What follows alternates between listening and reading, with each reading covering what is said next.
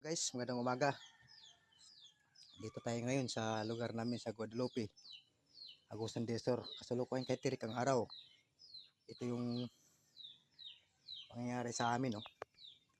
Mataas na yung tinatarikan ng bahay ko, inaabot pa rin ng tubig sa Agusan. Ay, yung tubig sa Agusan, no. Napakalaki na. Patuloy pa rin tumataas. Ayan, no. Oh. Yan mga guys, live tayo ngayon.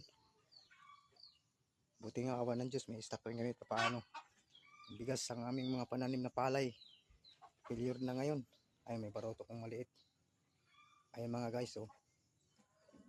Ayan yan sa dulo mga guys. Tanim lang dati ng mga mais yan. Pero inaabot na ng tubig. Sabing paglaki ng tubig, itirik ng araw. Ang balita kasi namin, nagpakawala daw dam sa Davao.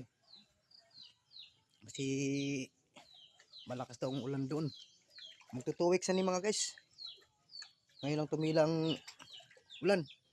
Ngayon lang nakikita yung araw. Yung bahay ko, mataas na yan.